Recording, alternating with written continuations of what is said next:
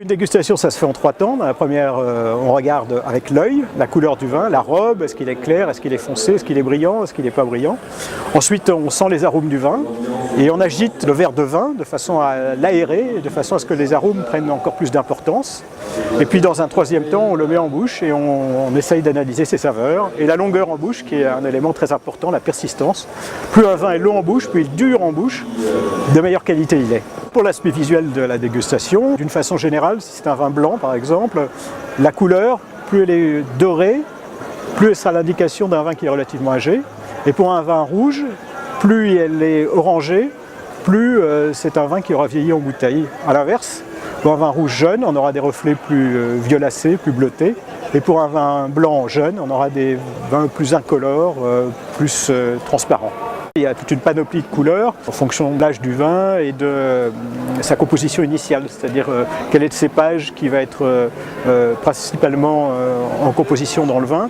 Il est sûr que certains cépages sont beaucoup plus colorés que d'autres. Si vous regardez par exemple un pinot noir qui est un cépage bourguignon, il a une robe relativement claire par opposition par exemple à un vin de Bordeaux avec du merlot ou du cabernet sauvignon qui ont des couleurs beaucoup plus intenses.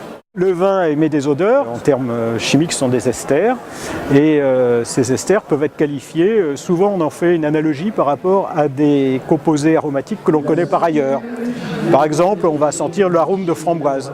Et on retrouve ces différents éléments qui sont souvent de fleurs, de fruits, voire des éléments un peu plus complexes quand le vin vieillit, qui sont des éléments tertiaires, de fourrure, de champignons, de foin, etc. C'est très important d'aérer le vin, de tourner le vin dans le verre de façon à créer une oxydation. Et cette oxydation développe les esters. En fait, le vieillissement du vin n'est jamais qu'une oxydation extrêmement lente.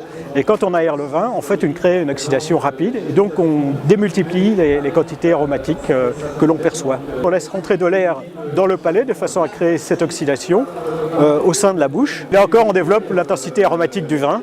Souvent, il ne faut pas avoir trop de certitude en matière de vin. Parfois, il faut savoir se taire. Dans une dégustation où on allait goûter un très vieux vin de 1928, qui était censé être un vin de cabernet sauvignon, qui est l'un des cépages les plus importants de Bordeaux.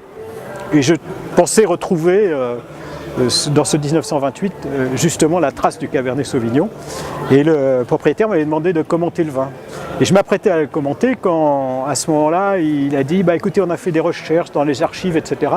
Et pour finir, on s'est aperçu qu'il y avait très peu de cabernet sauvignon dans ce vin et c'était essentiellement du merlot. Et là, c'est ce que je vous disais, de temps en temps du vin il faut savoir parler, et de temps en temps il faut savoir se taire.